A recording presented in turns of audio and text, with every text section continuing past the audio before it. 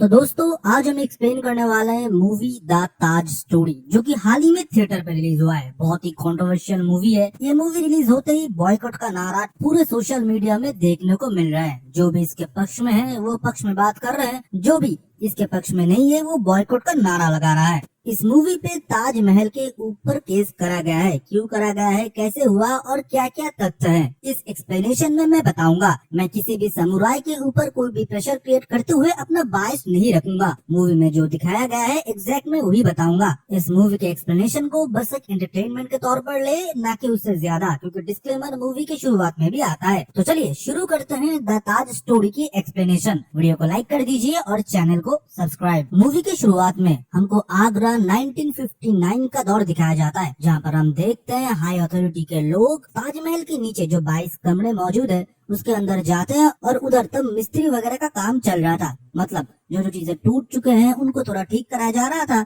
Authority के द्वारा। अभी तभी उनमें से एक अथॉरिटी वाला देखता है कि जहाँ से थोड़े बहुत ईंट गिर चुके थे एक कमरे में से, उसके अंदर जब वो झांकता है वो शॉक हो जाता है। वो अपने हायर अथॉरिटी के सर को बुकाता है, बोलता है रघुराम सर आप आई है। वो बोलता है हाँ राव क्या हुआ। वो जब आके वो दोनों देखते हैं वो दोनों हक्के बक्के रह जाते हैं और बोलते हैं कि अथॉरिटी को तुरंत इस बारे में बताना पड़ेगा। फिर उधर से सीन शिफ्ट होता है प्रेजेंट डे में। प्रेजेंट डे में हमको ताजमहल दिखाया जाता है, जहाँ पर हम देखते हैं लोगों की चहल पहल। टूरिस्ट आए थे, फॉरेनर्स भी आए थे, इसी के साथ गाइड लोगों के भी भरमार थे। वो लोग दिखाने लगे, ताजमहल का हिस्ट्री बताने लगे। उसमें से हमारे विष्णु दास भी एक है, जिसका बेटा भी यही काम ही करता है। पीढ़ी दर पीढ़ी 3 पीढ़ी से इनका यही काम चला आ रहा है, टूरिस्टों को घुमाना और ताजमहल के बारे में बताना।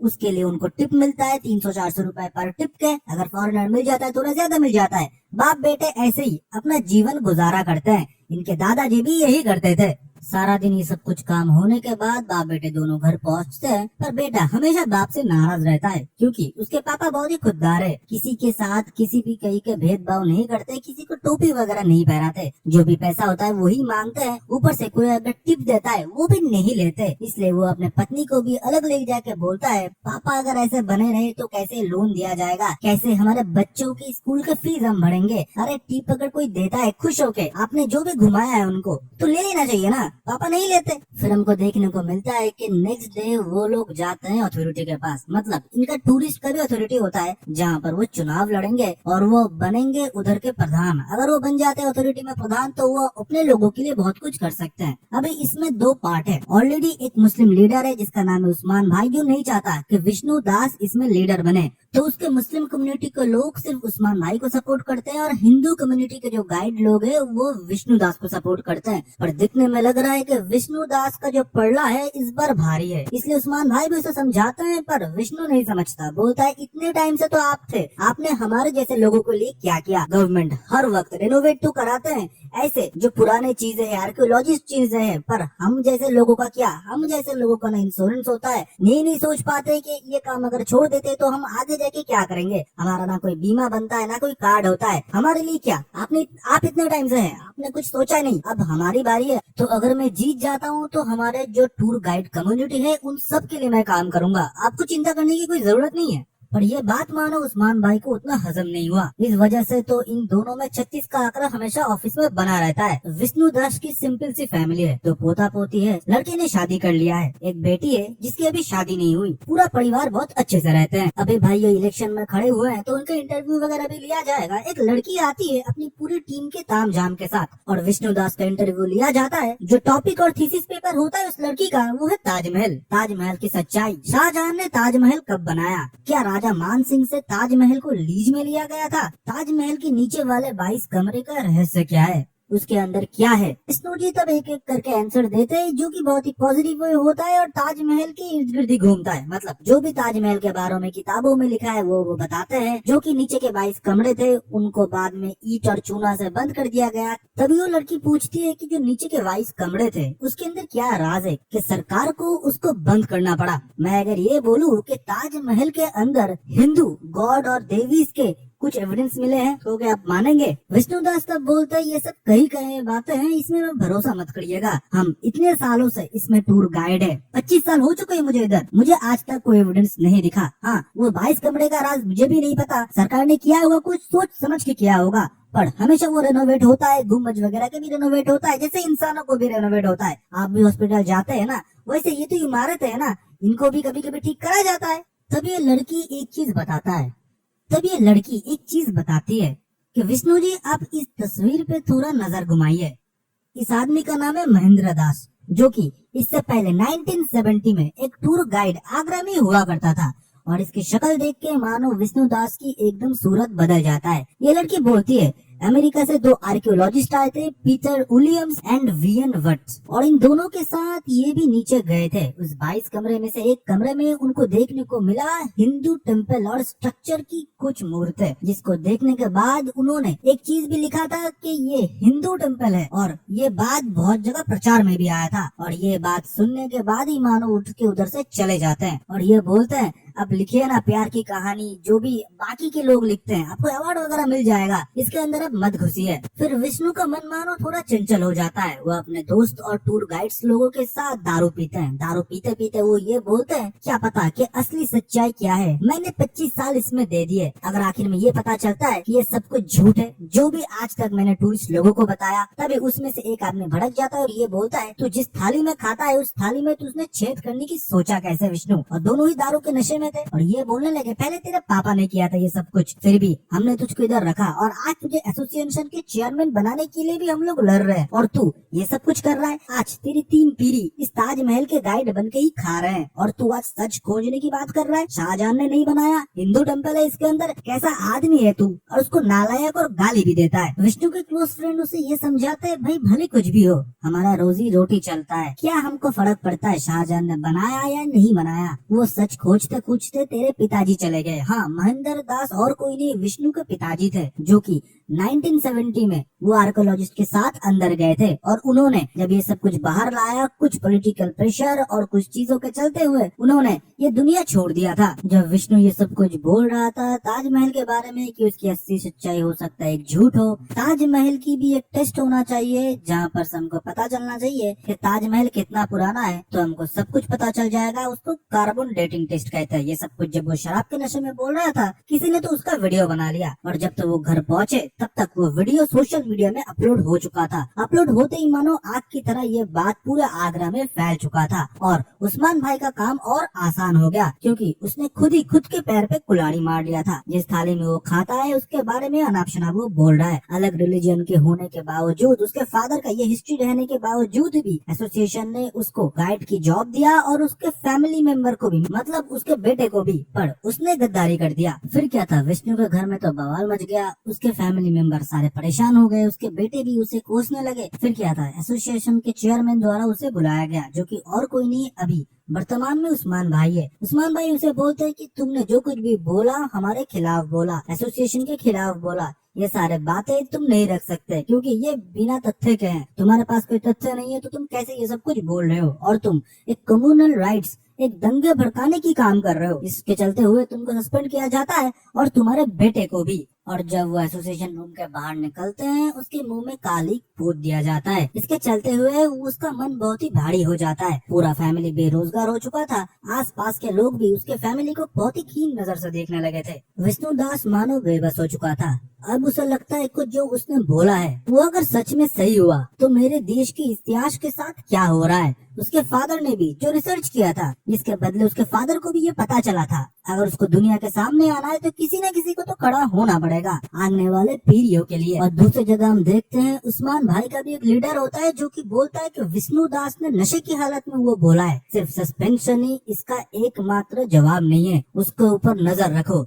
कि वो और आगे कोई काम ना कर पाए। और विष्णु दास ने ये सोच लिया कि आज वो पीएलआई डालेगा किसके ऊपर, ताजमहल के ऊपर, जो कि ऑलरेडी 7-8 डल चुके हैं और कोर्ट ने इससे पहले बाकियों के भी खारिज कर दिए हैं। फिर भी वो डालने का हिम्मत करता है और एक जाने माने वकील के पास पहुंचता है। वकील बोलता है अगर आपके पास प्रमाण है तो ही जाके पीएलआई हम दर्ज करेंगे और कोर्ट एक्सेप्ट करेगा, नहीं तो और भी एक नंबर बढ़ जाएगा, कोर्ट रिजेक्ट कर देगा। मेरे पास उन सारे चीजों के लिए फालतू टाइम नहीं है। फिर क्या था, वो लग जाता है प्रमाण ढूंढने के लिए, अपना पुराना अटैची निकालता है जहाँ पर उसके पापा के लिखे हुए बुक थीसिस वगैरह सब कुछ थे।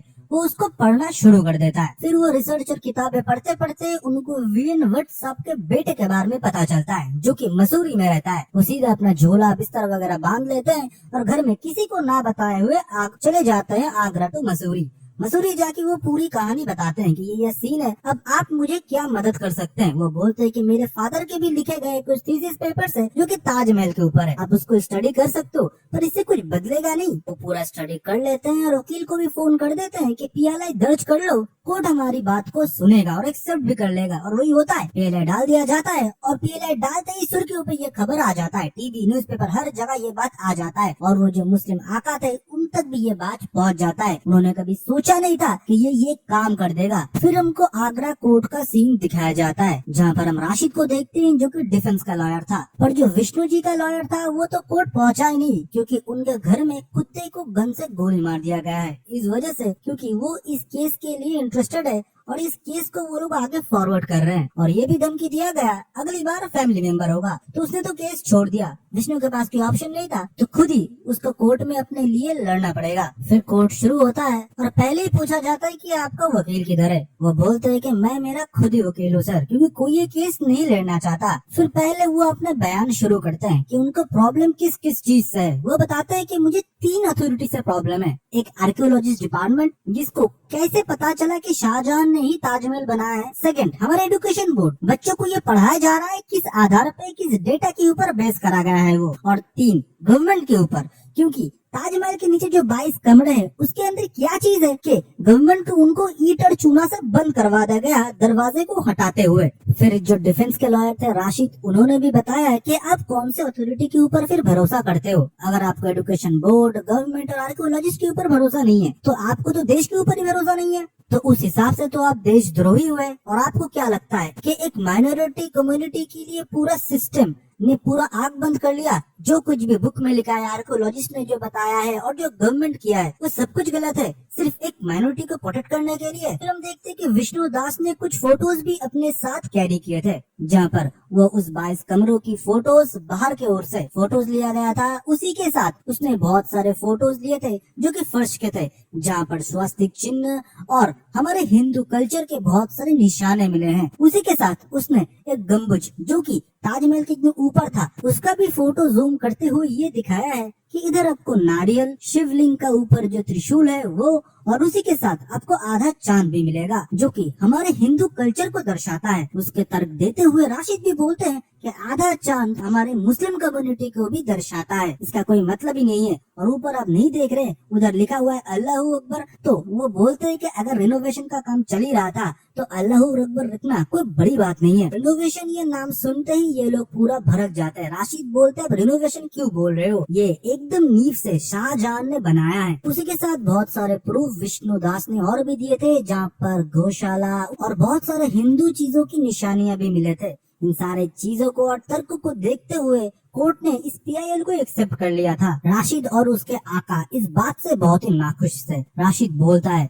आप चिंता मत करिए, इसके बाद कोई भी इसके बारे में सोचेगा भी नहीं। मैं उसको कोर्ट में इतना घसीटूंगा कि इसके बाद कोई भी ऐसे पीआईएल डालने के लिए सोचेगा भी नहीं। तब उसके आका बोलते हैं आज ताजमहल के ऊपर डाला है, इसके बाद कुतुब मीनार के ऊपर डालेगा। पागल की कमी नहीं है हमारे देश में, इसको ऐसा तोड़ना इसके बाद कोई सोचे भी ना। फिर अगले दिन देखते हैं फिर से कोर्ट में हियरिंग होता है, जहाँ पर हम देख पाते हैं कि एजुकेशन बोर्ड से बुलाया जाता है अथॉरिटी को, जहाँ पर एक लेडी होती है जिसको पूछा जाता है राशिद द्वारा कि आप एजुकेशन जो भी बुक है हिस्ट्री की उसमें कोई भी तथ्य को कैसे डालते हो। वो बोलते हैं जो हिस्टोरियन होते हैं, जो कोर्ट के वर्डिक्ट होते हैं, उनको देखते हुए पॉजिटिव वे में हम डालते हैं जैसे बच्चे के ऊपर अच्छा असर पड़े। कोई गलत सलत चीज हम डालते नहीं है, कोई एक्सट्रीमिस्ट चीज हम डालते नहीं है। फिर हम देखते हैं कि उसको क्रॉस एग्जामिनेशन करता है विष्णु। विष्णु बोलता है जो भी मतलब हिस्ट्री बुक में है वो बच्चों के लिए अच्छा है, कोई भी एक्सट्रीमिस्ट चीज आपने नहीं बताया, एज इट इज जो हिस्ट्री है अपने वही चीज दर्शाया है ना मैडम।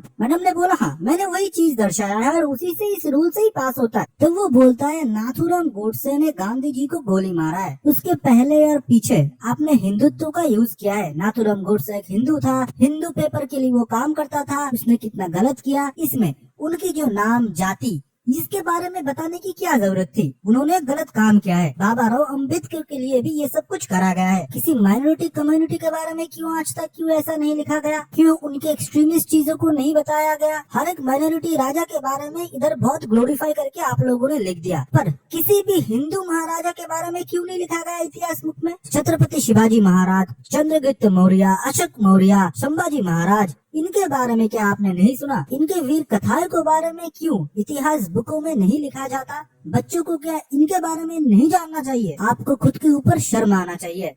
और ये बोल के वो अपना क्रॉस एग्जामिनेशन खत्म करते हैं। कोर्ट के सामने ये बोलते हैं इनके हिसाब से मुगलों के बाद कोई भी ग्लोरीफाई राजा पैदा ही नहीं हुआ है। सोच को पनपने से पहले ये लोग तोड़ देते हैं। कोर्ट नेक्स्ट हियरिंग डेट देते हैं, जहाँ पर हम ये भी देखते हैं बहुत सारे हिंद राष्ट्र पार्टी से भी बुलावा आ रहा था विष्णु को, क्योंकि सबको अपना कॉमन इंटरेस्ट चाहिए। और उसी के साथ मुस्लिम कम्युनिटी के लोग भी विष्णु से बहुत नाराज थे। इससे चलते हुए उसकी बेटी और उसके बहू के साथ भी बाहर बदतमीजी होने लगे। उसके बेटे को भी पीटा गया था रास्ते में। तभी एक हिंदू नेता आता है और उसके बेटे को हॉस्पिटल में भर्ती करता है और विष्णु के पूछने पे ये बताता है कि तुम्हारे पिता भी मेरे पास आए थे, तब मैं छोटा कोटा कार्य करता था, कुछ नहीं कर पाया, पर आज तुम्हारे लिए मैं करूंगा। इसमें उसका खुद का इंटरेस्ट क्या है ये तो हमको नहीं पता, पर विष्णु का काम हो गया कि उसका बेटे का जो है इलाज हो गया और उसके सपोर्ट में एक पॉलिटिकल नेता आ गया। अगले दिन कोर्ट हियरिंग में एक हबीब साहब को लाया गया रशीद द्वारा, जो कि बहुत जाने माने लेखक थे। ताजमहल के ऊपर उन्होंने बहुत कुछ लिखा भी है। बोलते हैं कि फारसी में सब कुछ लिखा हुआ था, मैंने अनुवाद करके बहुत ध्यान से इसको हिंदी में अनुवाद किया है। और जहाँ पर मुझे ये पता चला है कि शाहजहां ने पूरे नींव से ताजमहल को बनाया है अपने बेगम के शौक में। कोई किसी से बेइंतहा इतना मोहब्बत कैसे कर सकता है?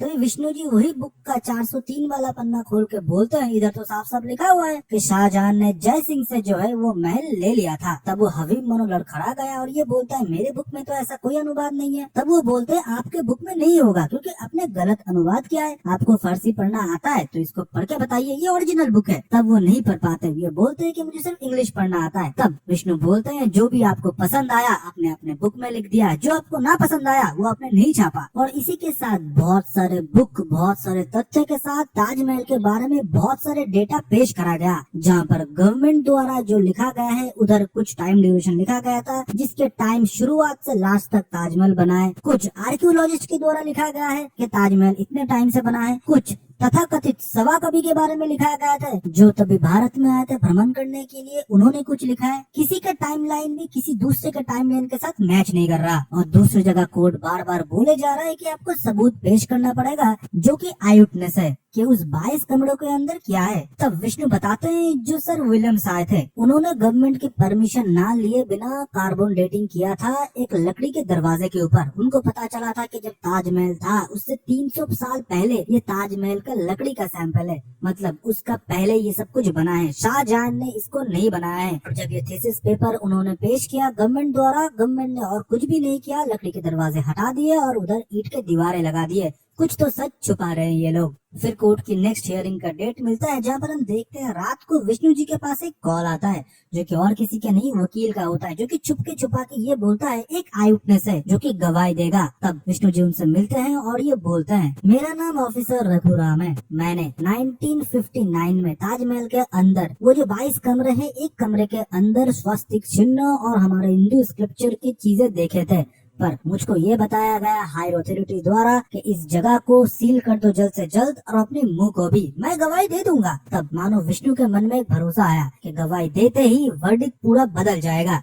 पर अगले दिन मानो वो कोर्ट तक नहीं पहुंच पाया, उसे डरा दिया गया, धमका दिया गया। फिर कोर्ट से और एक डेट मांगा गया। फिर वो पागल होता गया कि किससे पता चलेगा कि उधर कौन और था, कौन मुझे बताएगा कि असली सच्चाई कौन है। वो लड़की जो कि रिपोर्टर थी, जो कि पहले विष्णु का इंटरव्यू लिया था, वो उससे कनेक्ट करती है और बोलती है मुझे सर विलियम्स की बेटी का पता है, उनसे वीडियो कॉल में बात कर सकते हो, पर इतनी जल्दी वो इंडिया नहीं आ पाएगी, वो आपको किसी से मिलाएगी, वो जरूर आपका मदद करेगा। और वो उधर थे जब विलियम्स ने लकड़ी का टुकड़ा लिया था। फिर एक जगह मिलने का डिसाइड करा गया, उस आदमी को भी उस जगह आना था। पर इस बार मानो विष्णु को पता था कि उनके ऊपर हमला होने वाला है, तो उसने उस पॉलिटिशियन से मदद मांगी और एक पुलिस ऑफिसर को उधर नकली वेश बना के लेके गए। ऑब्वियसली उसका किडनैप हो जाता है। बाद में पता चलता है कि वो पुलिस इंस्पेक्टर है, तो उसको छोड़ दिया जाता है और क्रिमिनल्स को पकड़ लिया जाता है, जो कि ये माइनॉरिटी कम्युनिटी के लोग ही करा रहे थे। और दूसरी जगह जो असली गवाह थे, जो कि विलियम सर के साथ थे, वो कोर्ट में मौजूद थे और वो कोर्ट में गवाही देते हैं कि असलियत में उन्होंने क्या क्या देखा था। सब कुछ देखते हुए कोर्ट ने फाइनल वर्डिक्ट का डेट भी सुना दिया था।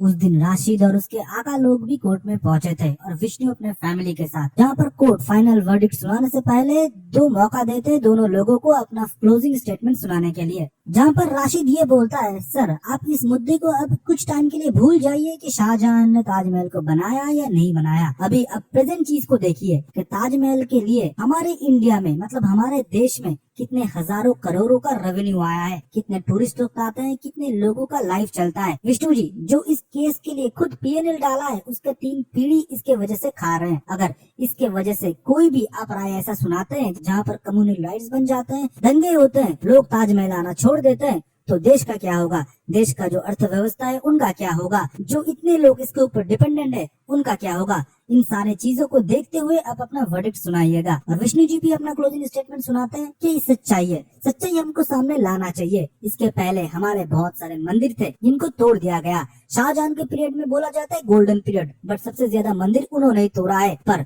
हम उनको ग्लोरीफाई ऐसे करते हैं कि उन्होंने कुछ भी नहीं किया, वो बहुत सेकुलर है। अगर वो सेकुलर है तो इतने मंदिर क्यों तोड़े गए? अगर वो लव के निशानी थे तो इतने सारे लोग शाहजहां के टाइम पीरियड में भूखे थे, 70 लाख लोग मारे गए थे, उन्होंने कुत्ते का मांस खाया, इसी के साथ उन्होंने भूखमरी से जान दे दी। पर शाहजहां ने हर एक गांव में चंदा मांगा था इस ताजमहल को बनाने के लिए। ये सब कुछ बुक में लिखा है, मैं कुछ बड़ा चढ़ा के नहीं बोल रहा। ये सारी चीज को मद्देनजर रखते हुए कोर्ट ये डिसीजन लेता है। ये जो वर्डिक्ट है इसको फिलहाल होल्ड करा जाएगा और एक कमेटी बनाया जाएगा आगे की कार्रवाई के लिए। इसी के साथ ये भी बोला जाता है जो बुक्स है उसमें हमारे हिंदू कल्चर मंदिर के बारे में भी बताया जाए, जैसे मुगलों के लिए बताया जाता है, क्योंकि पीढ़ी दर पीढ़ी इस चीज को पढ़ते हुए उन लोगों को पता चलेगा हमारे देश के इतिहास के बारे में। इतिहास को कोई भी कोर्ट के द्वारा चैलेंज नहीं करा जा सकता, इसको स्पेशल टीम और आर्कियोलॉजी टीम के द्वारा ही निरीक्षण किया जा सकता है। इसके बाद एक डिस्क्लेमर आता है जहाँ पर हमको देखने को मिलता है कि बहुत सारे लोग इसके पहले पीएनएल डाल चुके हैं और आपको सुनने में हैरानी होगा कि 2025 में भी पीएनएल डाले गए हैं। विष्णु जी का केस खारिज हो जाता है, इधर से सुप्रीम कोर्ट जाता है, सुप्रीम कोर्ट में भी खारिज होने के बाद हाई कोर्ट में भी खारिज हो जाता है। पर पीएनएल इसके बाद भी नहीं रुके, लोग पीएनएल डालते गए और तथ्य प्रमाण मांगते गए। ये मूवी का प्लॉट बहुत ज्यादा कंट्रोवर्शियल है, ये तो मैं भी मानूंगा, पर आपको ये मूवी देखना चाहिए। थिएटर में जाके देखिए या कहीं से आप अपने इंटरनेट का शक्ति यूज करके देखिए, क्योंकि एक्सप्लेनेशन में आपको मूवी की कहानी पता चलता है। पर अगर आप एक मूवी देखते हो तो आपको इन डिटेल सारी चीजों के बारे में पता लगता है। तो वीडियो को लाइक कर दो और चैनल को सब्सक्राइब